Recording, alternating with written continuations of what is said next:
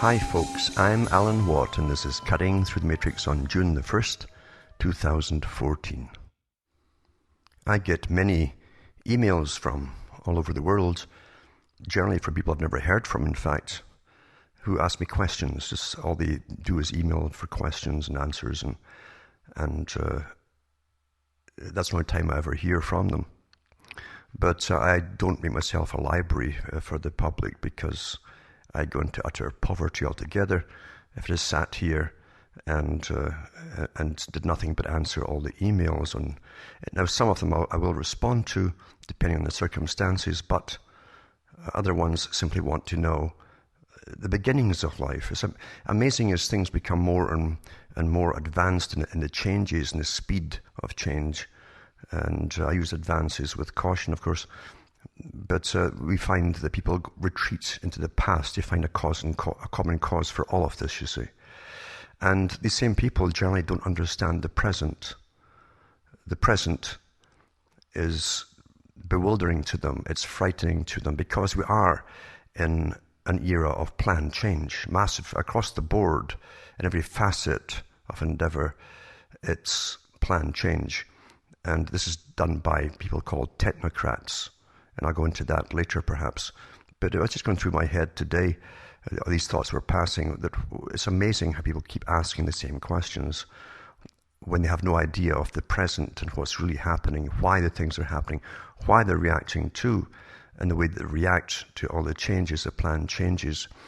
And we are in a constant motion of planned change. And we've been that way for an awful long time. It really came to its explosive power, you might say, during the Industrial Revolution, through machinery, and then the adaptation of people to machines for the economy. And the whole class structure, of course, was based around that too.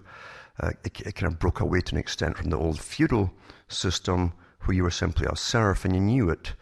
And serfdom was common and normal for the people. They didn't complain because the grandparents had been the same way before them. It's the way things were. And at one time, we've got to remember too, when there had rebellions, they wanted to put in an old deposed king and remove the present one, the interloper. It was because the only concept they had of being ruled was exactly that, being ruled by a king. Democracy hadn't been taught to them in any possible shape or form. So they were limited in their thinking. And nothing has really changed today. People are still very limited in the way they think because they're purposely kept in the dark. There are many reasons why they're kept in the dark, of course. And power never shares all of its knowledge to the general public, never ever, in any field whatsoever, any field. And especially those fields, I'd say, where it's imperative to keep the public in the dark because the public are constantly being indoctrinated for the next stage of what they think is the present era, the next stage, because the future is always planned by technocrats. For your education, all the way through your life, you're constantly adapting and being taught to adapt because you see it through fiction and many other ways too, that adaptation is normal. The Darwinian theory, adapt or die, basically. And those people who think it's something to do with the beginnings of mankind are reacting to the present as opposed to understanding the present. Their idea of history and social history is awfully sketchy indeed. Generally comes from television or even movies, where they think there were still free peoples a long time ago who lived and read philosophy or something under trees. Nothing was further from the truth because we've always lived in a system where men are born that really seek power, men who go beyond the normal social confines and restraint of power. They want all power. And today it's more acceptable to try and go for the top because it's all part of the present culture. That's why in America especially, Hollywood glorifies the gangster era. The guys who came from the street, they claim there's a lot more to it, of course, which they won't tell you. But the fact is, as long as they got rich, it didn't matter how they got rich, because then they're part of the establishment, and their sons go to university, and daughters too, and they're now respectable. So that's the way things really go. Same with all the big families that the US has, because the US was based on a materialistic future. And of course, everybody went for the goal. Very few get to it. Once the people get into power, of course, in certain fields, they monopolize everything to do with their particular special field, and they keep everybody else out. So that goes all the way down to free trade today, in fact. Free trade is not free trade. It's not for everybody. It's for the select corporations that are part of the plutocracy that run the US and the world, and Britain and every other country too. We often hear about the rise of the middle class that came along with technological progress, as they call it, which basically was to do with the mechanization of society and industry, etc., where a middle class appeared that was non-merchandising. There were still, of course, the merchants, etc., but the non-merchandising classes were more intellectual. Many of them worked as accountants and so on, and actually they were the guys who would write the books on economics, not the guys like the Rothschilds who owned fortunes across the planet. But actually employees would actually go in and put out the theories of economics, etc.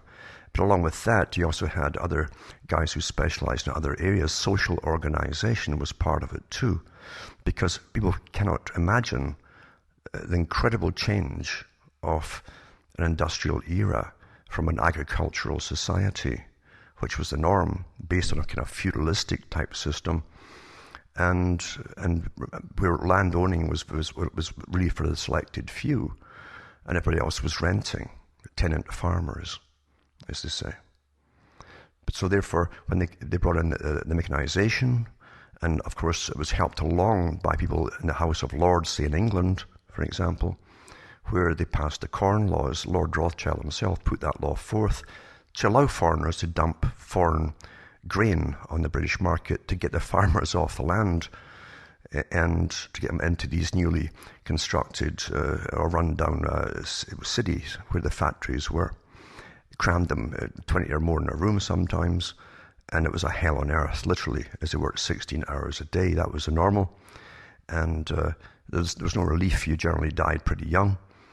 You were kept on a subsistence wages because it was a time of laissez-faire capitalism too, where it wasn't their problem. Getting the profit was their problem, but it wasn't the problem of the bosses and the owners to do any social justice whatsoever. And people were plentiful, just as they're plentiful today in China, and human life was devalued extremely.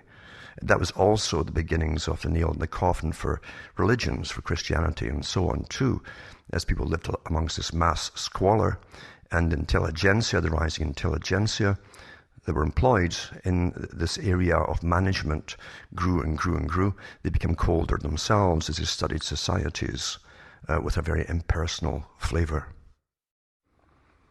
Now remember that people hadn't been geared in their makeup, in their history, their genetic makeup, even genetic history, of how to cope with a very artificial system.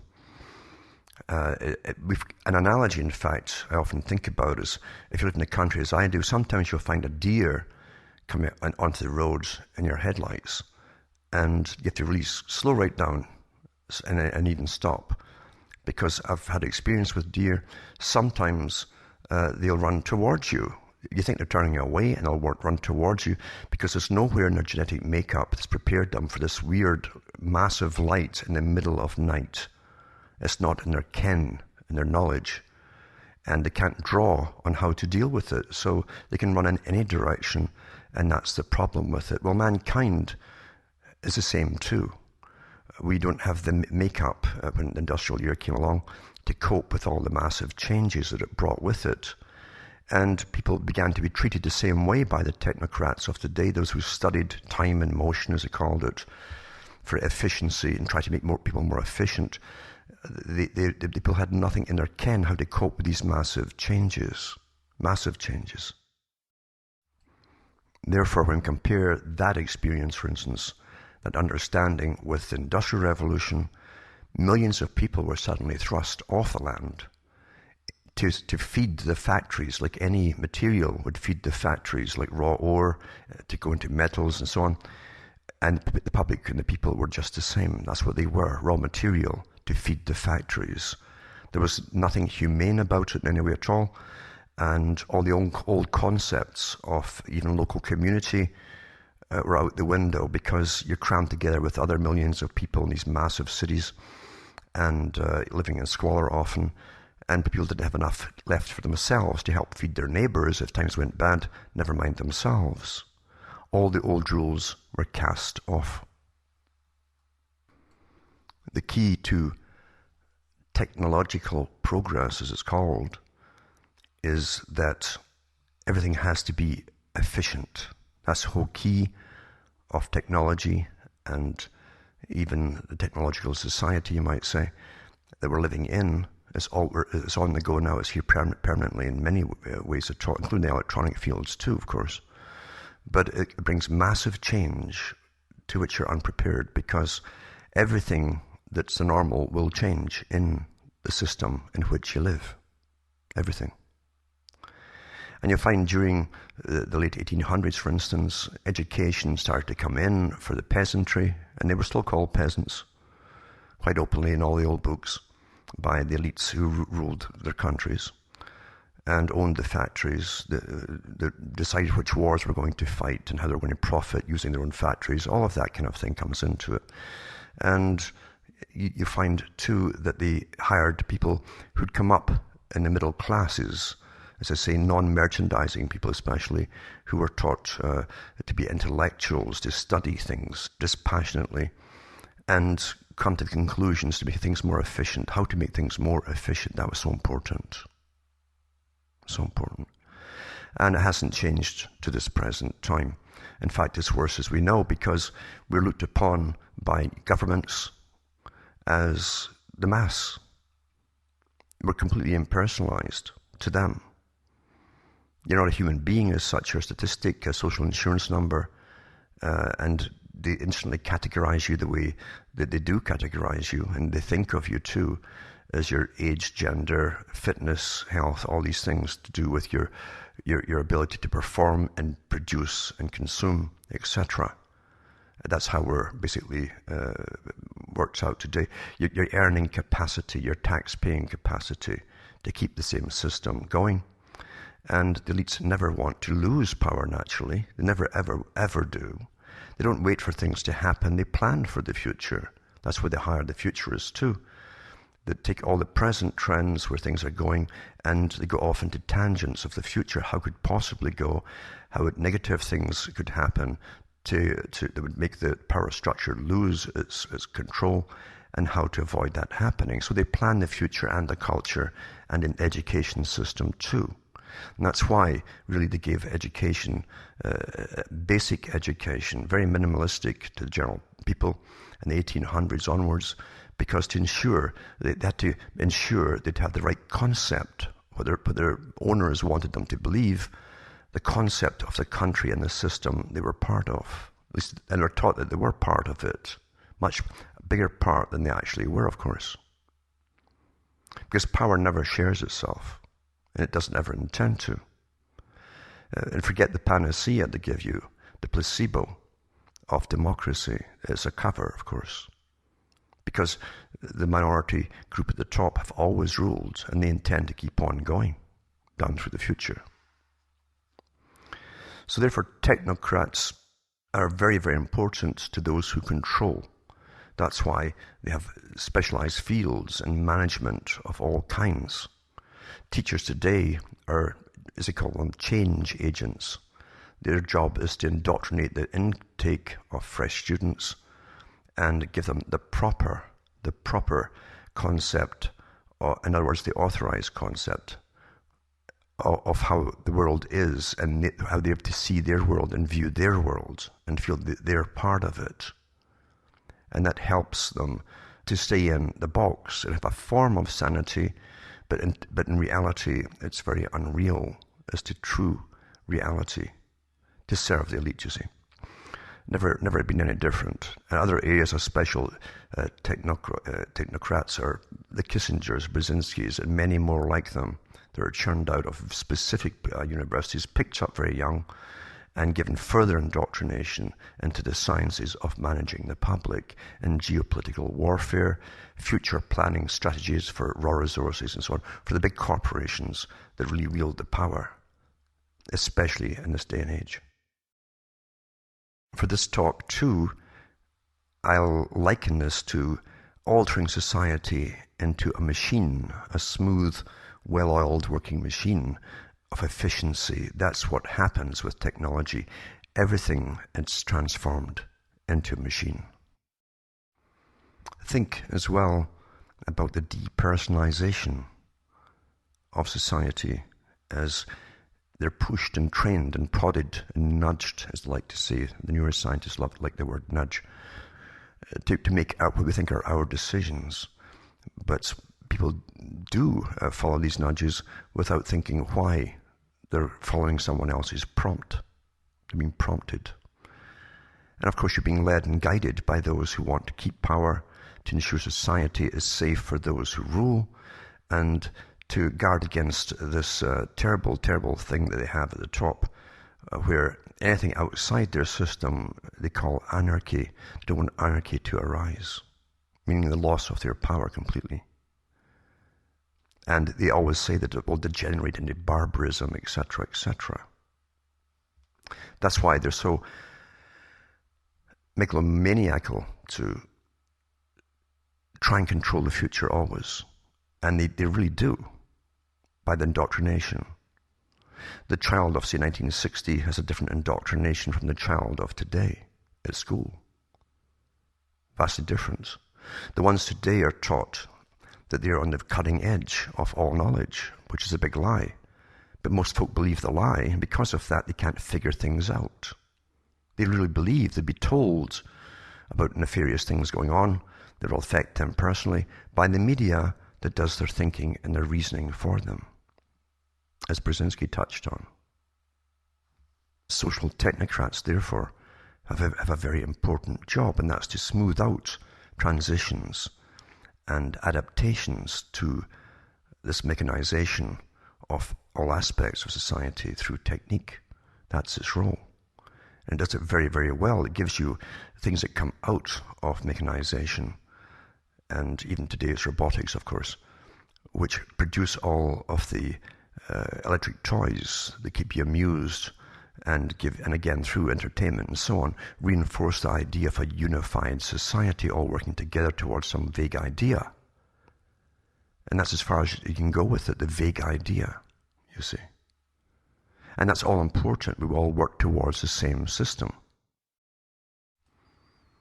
We find, as I say, depersonalization comes in when we're all crammed together in these big cities to feed either factories, which don't exist, they're all in China today, or the electronic communications media that runs all business today, since we're service economies, again, planned by people most of you have never heard of a long time ago. All these stages are always planned long in advance, sometimes a lifetime in advance before they implement them. So depersonalization comes in and people feel kind of lost, for instance, very lost. That's why all the self-help groups prop up. The biggest sellers you often find are self-help books and all kinds of areas and problems that at one time really didn't exist because people in your community, your village, whatever, were experts themselves, social experts through tradition on how to handle problems and get over them, etc. But today, you're taught to seek professional advice, expert advice. You're trained not to believe anything unless it comes from what's called a sanctioned, licensed expert. There were large meetings in the late 1800s, early 1900s of factory owners, big, powerful factory owners. Many of them never visited the factories they owned. They had monopolies over many of them, almost like holding companies today. And they employed the specialists to deal with all these things, you see, including employment and worker unrest, etc. All of these things were of concern to the owners and to keep the profits going. So we find that they were worried at one time when all the social movements were developing because of the massive death rates in these cities of exhausted, fatigued, and malnourished workers daily. In fact, carts went round not just for plague. In later times, in the 1800s, 1900s, they went round to collect the bodies that died in these factory cities. That was the standard normal. And people, as always, adapt and accept it. But what choice do you have? That's what they say, what choice do you have? But social unrest was kind of growing. There was no leisure time. And the people wanted leisure. Once the social movements started to get some power, these big elitists got together and they published documents, many papers and books about how to control the masses, the peasantry, you might say. How do you control them? If they have leisure, they'll start to talk to each other. They'll start to understand they're being conned, fooled, and treated worse than any animal is treated. And they really were awfully worried about it. That's why they brought the police in, created the police forces and things like that. That was part of the structure, keep the structure going, you see. And the spy systems went out too, to ensure that anything that would happen on a rebellious level was nipped in the bud before it started. Thousands of people were employed as spies in their own communities across countries. Thousands of them. Sometimes in large cities that have over 1,000 to 5,000 spies living in the streets amongst neighbors, collecting all the data, gossip, and so on. Today that's made obsolete almost because they have the electronic surveillance everywhere. Everyone's using the specific tools they have given you, and you use them, you enjoy them, and you're giving your data daily, updates daily on what you're thinking, doing, to what you think are all your friends, all these invisible sock puppets and all the rest of it out there that collect all the data. It's fascinating too because big meetings were done before you were given the computer as to the effects of the computer. They said it would have the same effect on a massive scale of upheaval as the Industrial Revolution when they give this to the general public. Therefore, they designed all the computers, as you well know now, with back doors in, so government agencies could always monitor you and what you're up to and what you're thinking and talking about, etc. They don't need laws for this, folks. All this stuff about, oh, they've broken the rules, it's all nonsense. Power has never gone by rules. Never. They always break what you think are the rules. Today, you've been trained to think it's quite normal to be spied upon.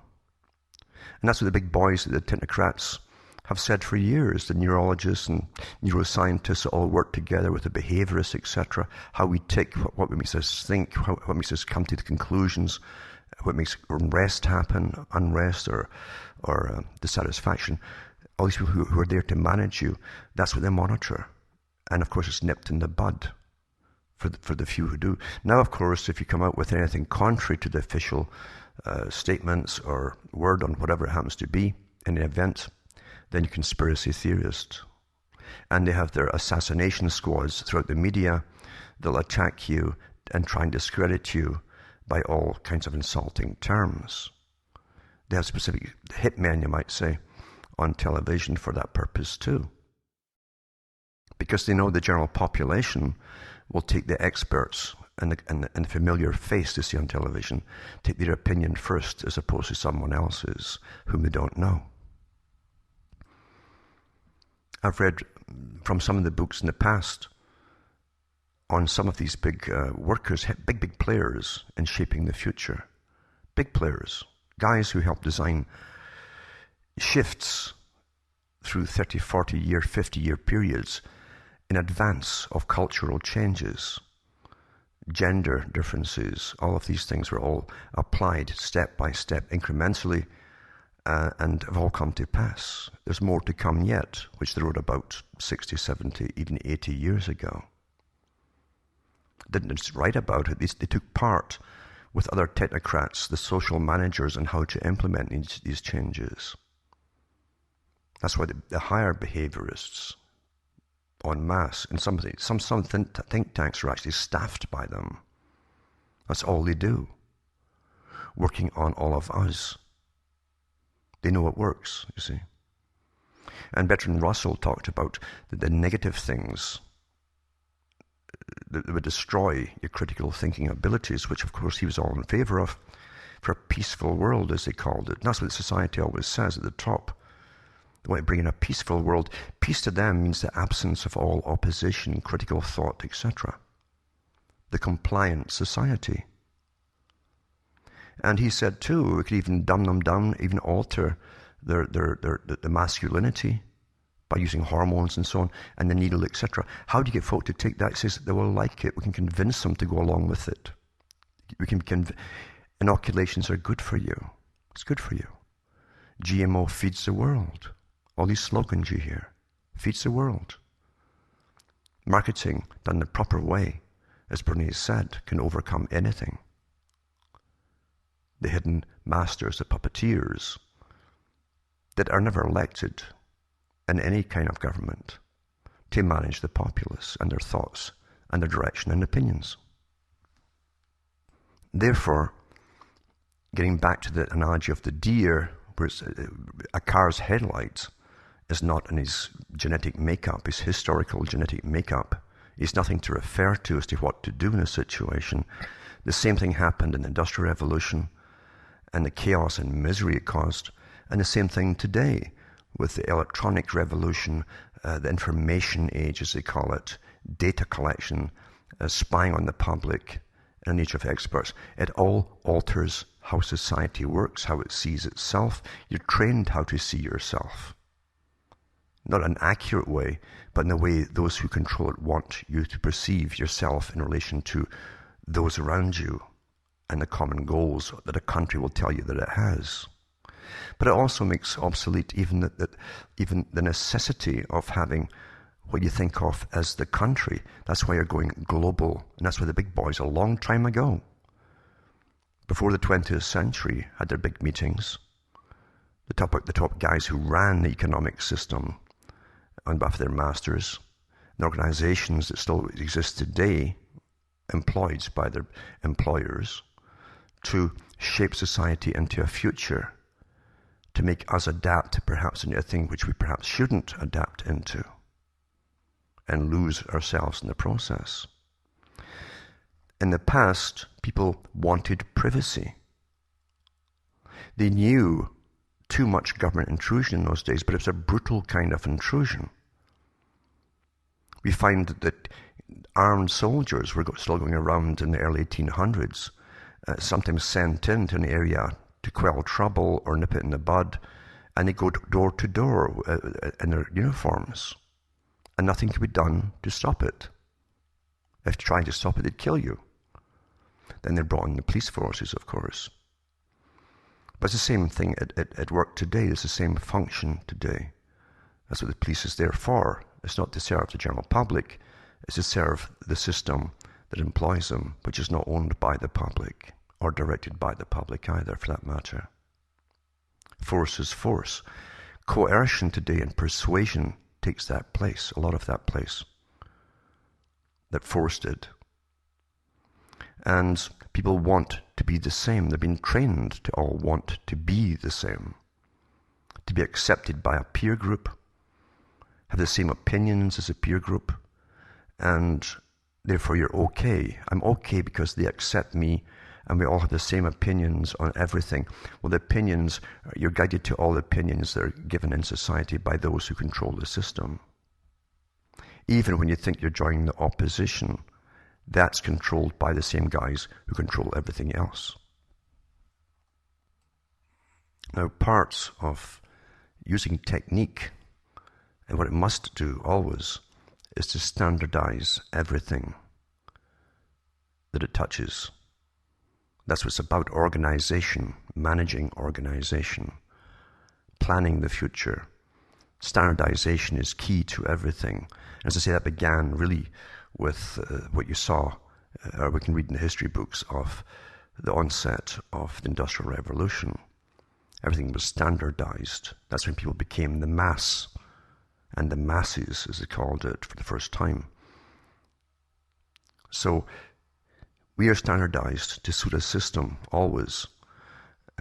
that's planned by others way above you, by the so-called experts that run and guide society. The new priesthood, really. Because technique, you'll find, standardizes everything and changes culture and so on.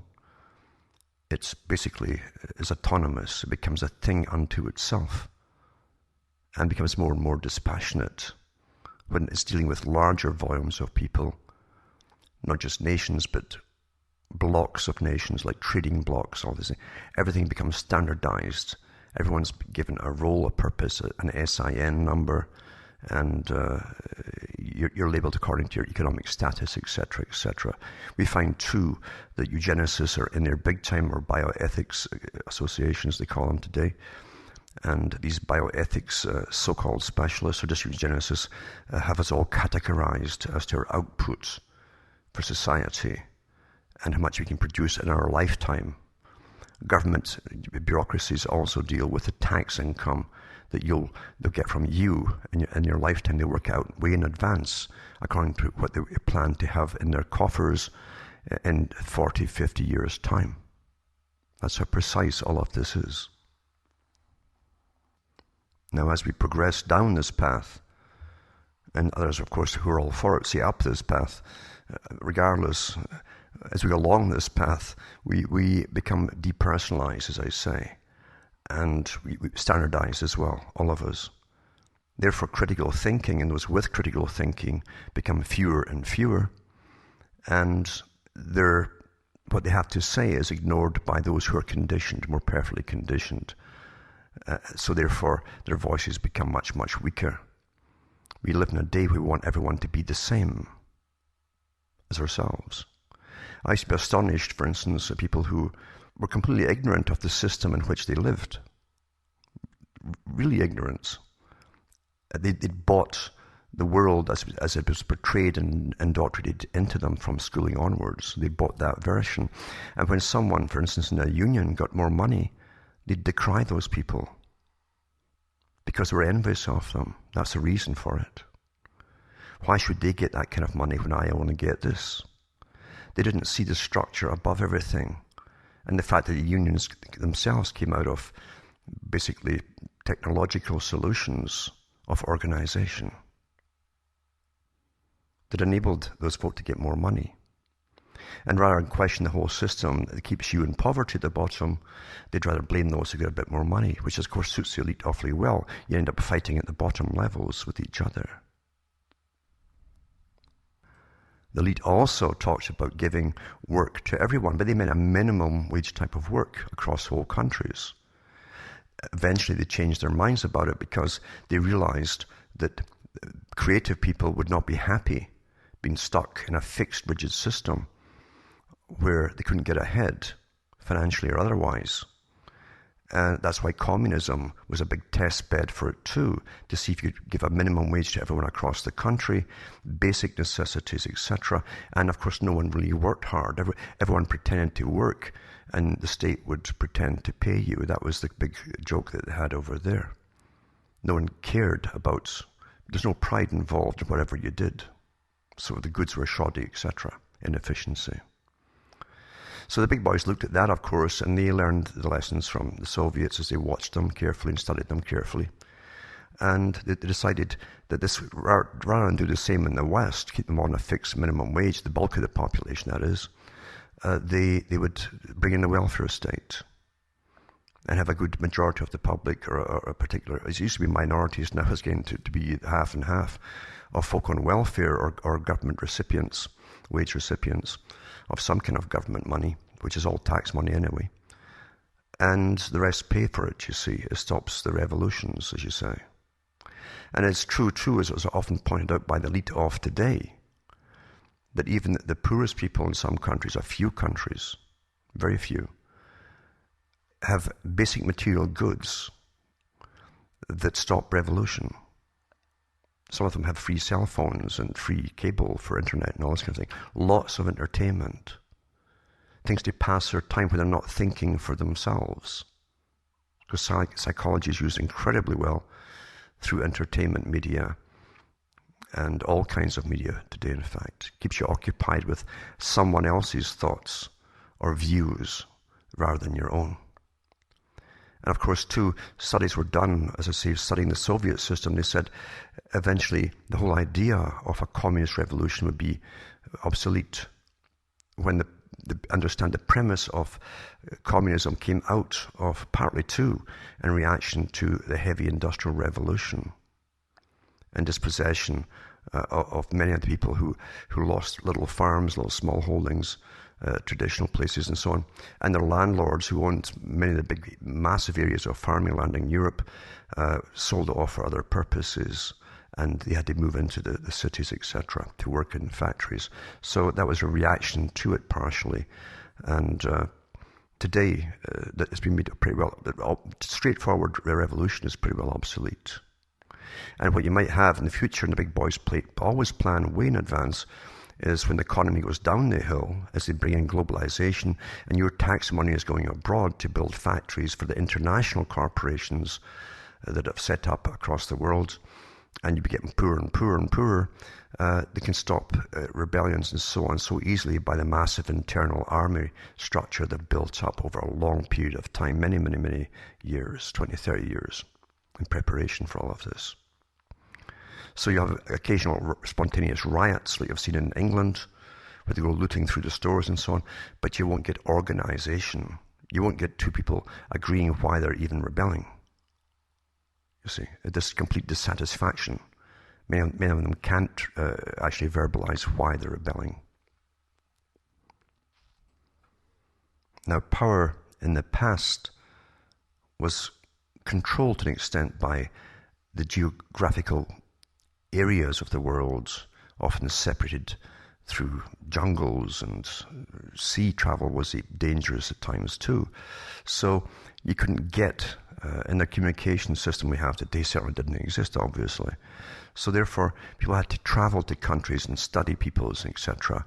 And the big boys would send out their emissaries to exploit ores and minerals and metals and all the rest of it to make themselves richer, etc.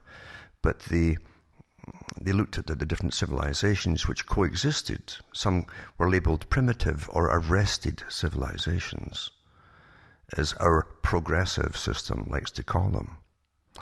A so-called arrested or primitive society doesn't have this technology and technocratic type of system running their lives for them. Things are very basic.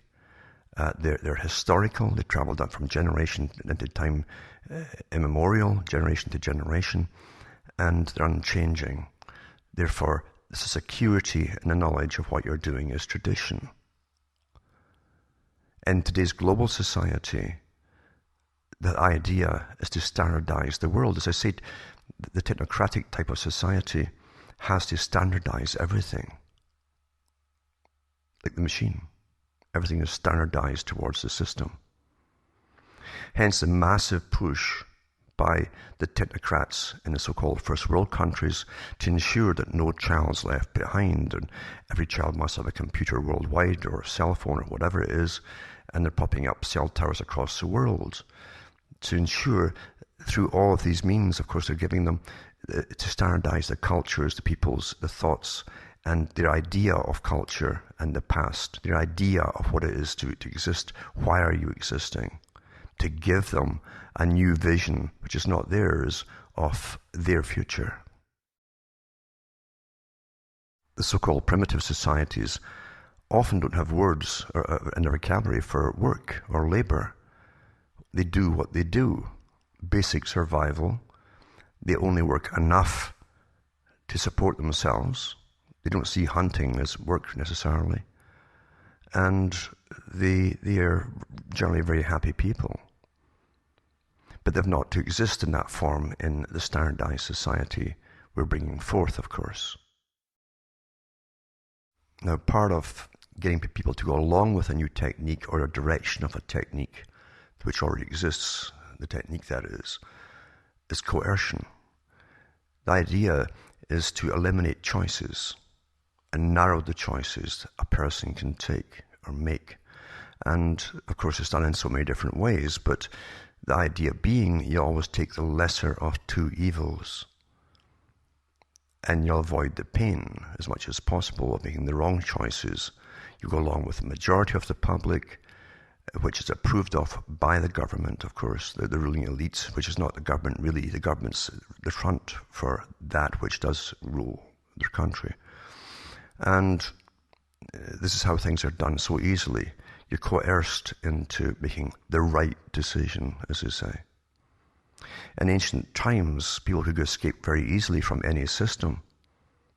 Even in ancient Rome, people could go off and become hermits and evade taxes, conscription, all of these things, but still live a life which satisfied them. Their basic needs were supplied, and they lacked for nothing in actuality. Today that's becoming more and more difficult. It's not allowed nor approved of course, by this massive organizational ability of experts under the technological system. They live under specialists in certain areas to ensure that no one can really escape. It's this choice or that choice it comes down to today. Very few choices are actually allowed. From those who rule, this makes sense for their system because they don't want differences in the general population. And times gone by again, you find some cultures were active conquerors, etc., warrior types. Even in Tibet, they had a kind of warrior society. They believed in magic, and they were powerful to an extent too. And when they adopted Buddhism, their religion, in other words, they lost that. They became passive people. So it can work that way very, very well. And the elites take note of all these things, of course, what's worked in the past to make people more passive. And they know how to. That's why they also want to eliminate so many religions. You see, most religions have to be eliminated altogether because differences outside their system frighten them. People who are in power and hold on to power are always afraid of losing that power. They're paranoid, in fact. And you'll find today societies that people could join, like Mennonites and so on, Amish folk, to escape the system and live a simpler life that was more fulfilling and as they saw it. Their basic needs were supplied for them. There was security in the group because they helped each other out to a tremendous extent, even more so than in general society. Of course, that's always a threat. Even though they're passive people, they could always one day be a threat. That's how they're viewed from the top. Differences are all threats to the ruling system of establishment.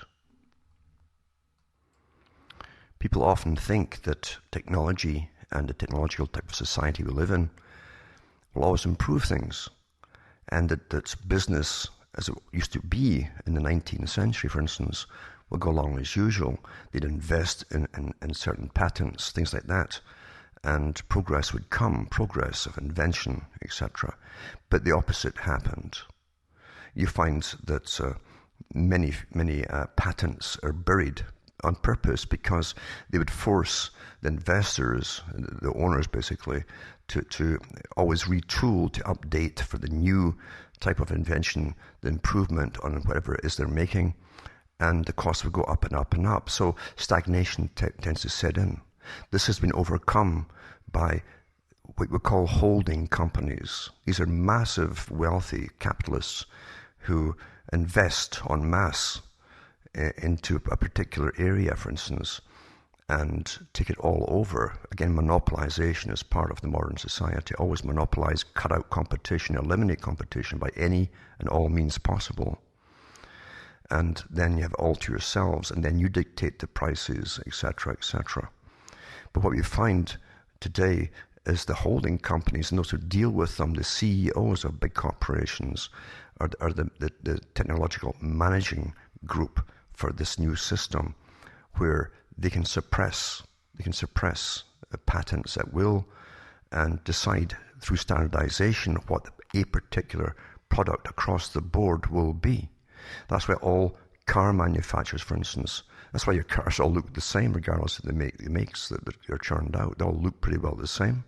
This is the style for the years or 2 years, and they all have the same improvements, as they're called, the standardization of things, and all of the negative things that are standardized, like plastics in the engine compartment, which always melt and crack and all the rest of it, as I'm sure you know. So it impedes progress if you leave it to business completely, but they can get by with big profits if you leave it to an expert managerial class to do the investing en masse, basically, rather than the sole owner of a corporation. The idea of technology being used by technocracy is paramount to understand, because it always takes away your freedom of choice, always. Those at the top they look at all the people, the things that they want themselves, but they want a controlled society. And they do so by limiting, as I say, choices of all kinds. And it's made palatable to the public, but beneath them, where they say, well, we'll have to go along, or what else can we do? For instance, the cashless society is one.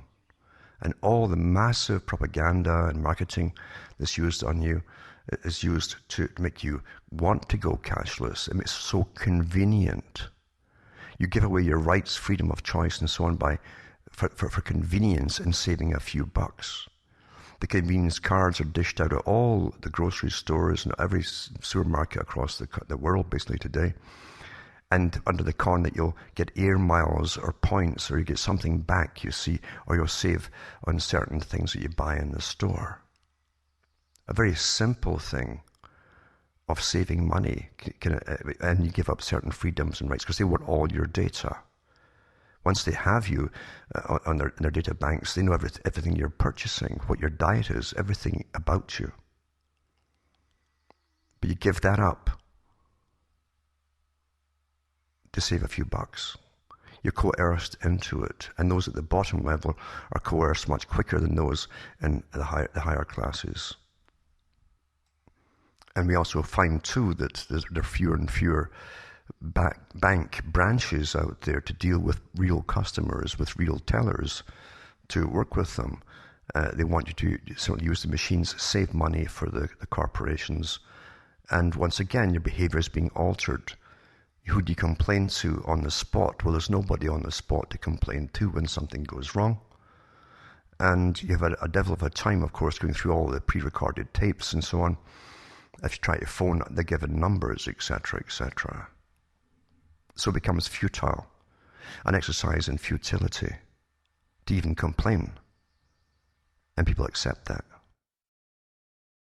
Now, everything I'm talking about tonight, in a short talk, has been well discussed by the big think tanks long ago. Because they understand technique. They're all part of technique. And they have technicians in specialized departments that deal with all possible areas, economic, social, everything. Everything is interdependent. It affects everything else. But it can't exist, this so-called progress. This is what they mean by progress towards a desired goal and result. And when that goal is achieved and results achieved, they're on to the next part of progress. That's why there are always many new world orders. When the last parts are accomplished, you're on to the next part of the new world order. It's always been made anew.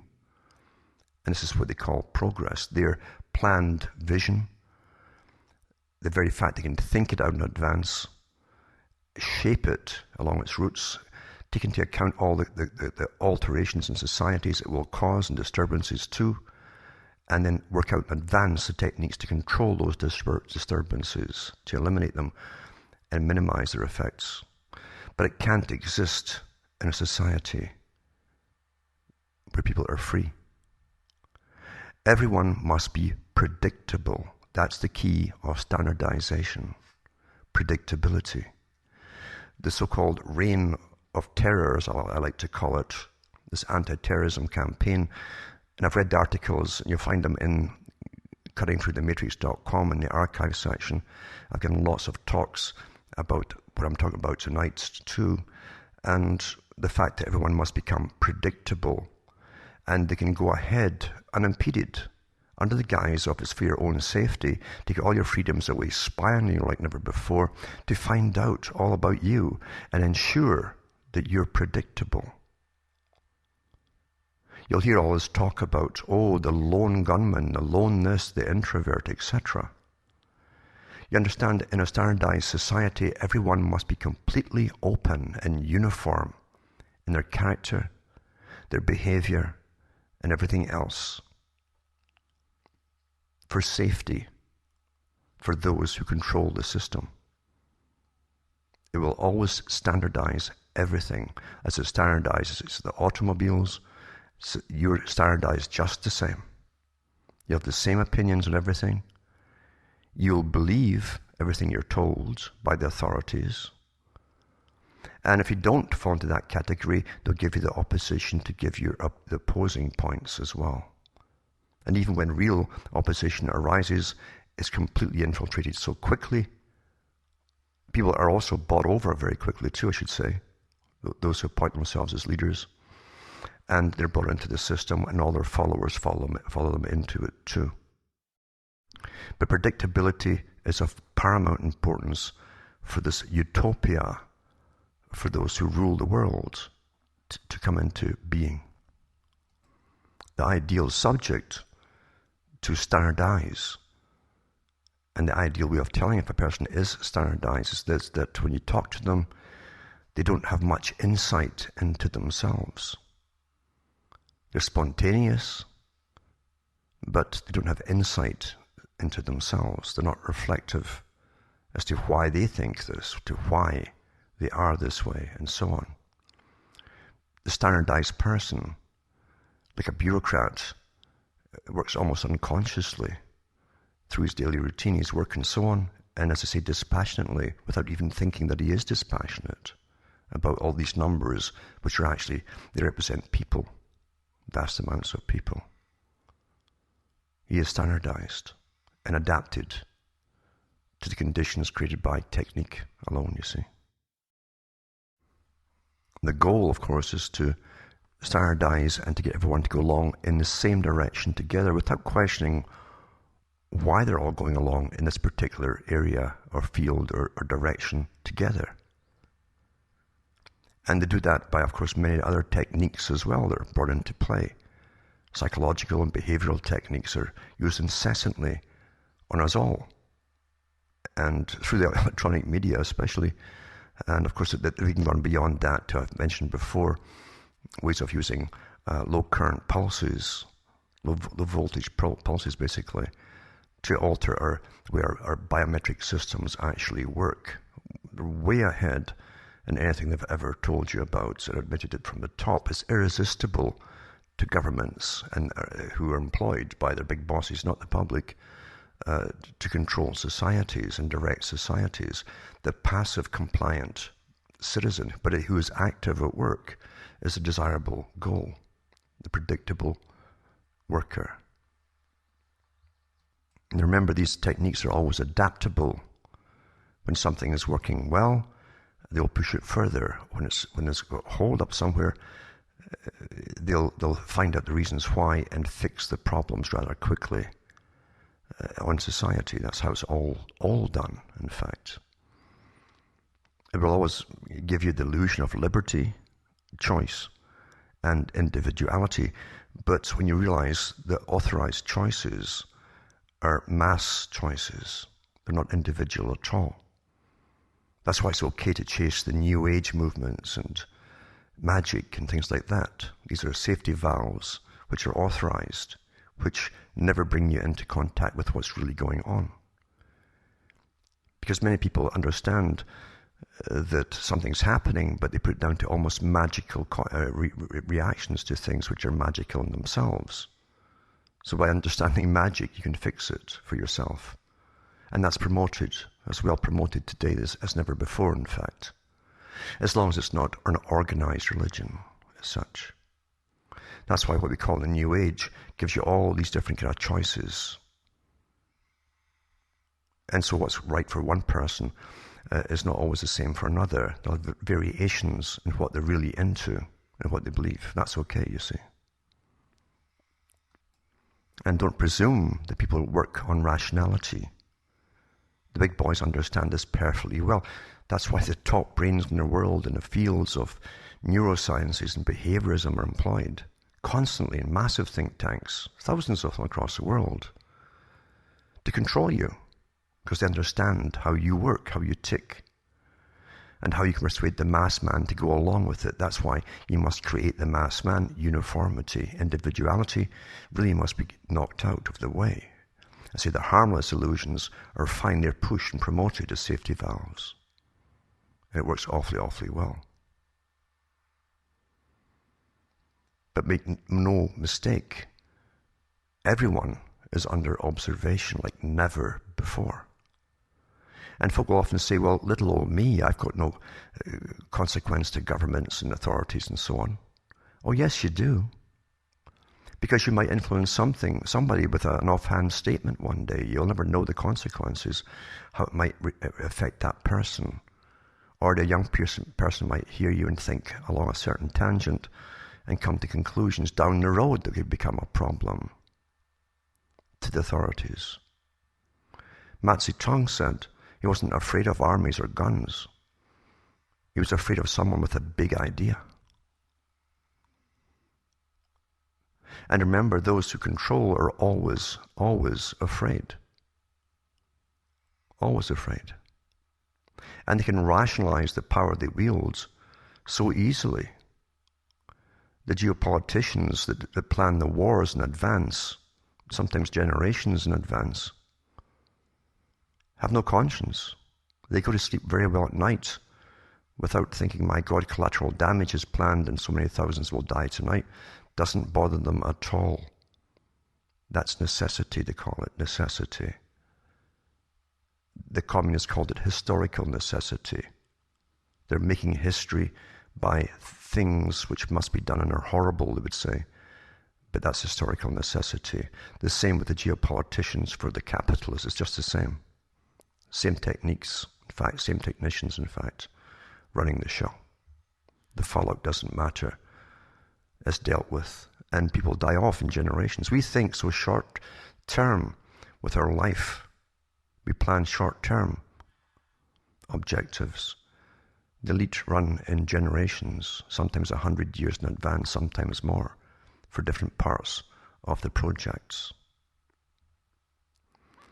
Well, that's been a short talk tonight, but and scratching the surface of something would take a lot of talks and lectures to give you. But I do this because I want those who can understand and have the capacity to understand to look into these things on a much deeper level, because the way it's going today, we're being turned into forms of machines. That's how we're viewed, of course, predictable machines. And the society that's planned for us all is completely inhumane. It's the direction put out by those who control technology of all kinds. And they want to shape us to suit their view of the future. It's not a natural development or progression. Now, from Hamish myself from Ontario, Canada, it's good night to me. Your God or your gods go with you.